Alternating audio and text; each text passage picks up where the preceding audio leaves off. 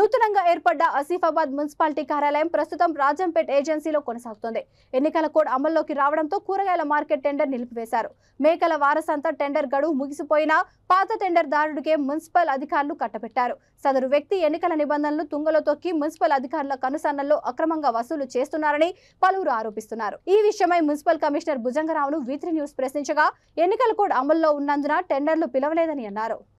అమ్మినోనికి 60 రూపాయలు, కొన్నోనికేమో 60 రూపాయలు, అమ్మినోనికేమో 40 రూపాయలు. 10 మేకలు ఉంటే 20 రూపాయలు. ఇద్దరు పొత్తుల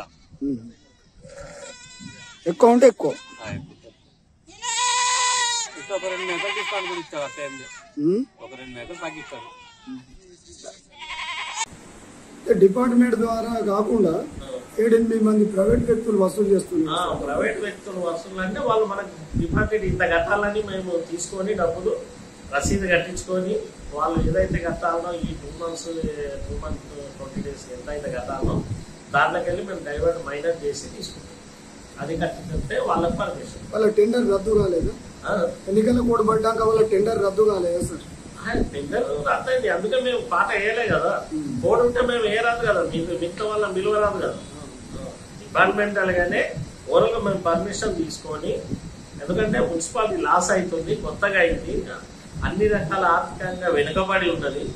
ఇప్పుడు ఇంకోటి ఏంటంటే మెయిన్ మార్కెట్ అటుపోయింది కాబట్టి అసలు దాంట్లో కూడా మేము వసూలు ఒక్కటి కాదు, అదే కాదు, ట్యాక్స్ కూడా ఏది కానీ ప్రాపర్ ట్యాక్స్, ట్రేడ్ లైసెన్స్ ఏది చేయడం లేదు.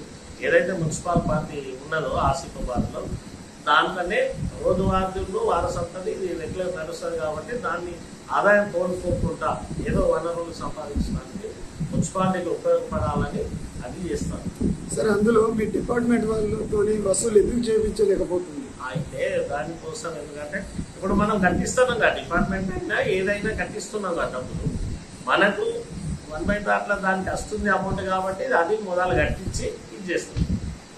సరే, ఇందులో 75% 25% తీసుకుంటున్నారని ఆరోపణలు వినవస్తున్నాయి.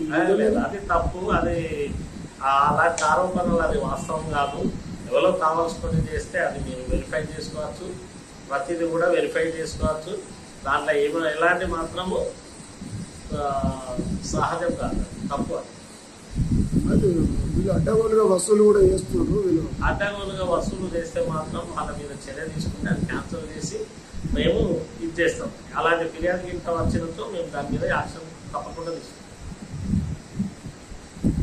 సరే, ఇది మరి ఇంకెన్ని రోజులు ఉంటుంది సార్ ఈ పాత కాంట్రాక్టర్కి మేకల మార్కెట్? గతంలో ఇది ఎప్పటి నుండి వస్తుంది, ఇది గ్రామ పంచాయతీ, మున్సిపాలిటీకి అసలు సంబంధం లేదు. మున్సిపాలిటీ అయినాక మేమేం చేయాలి, మేము వేలం వేసుకోవాలి. కానీ లోక్సభ ఎన్నికలు ఉన్నందున కూడా వచ్చింది.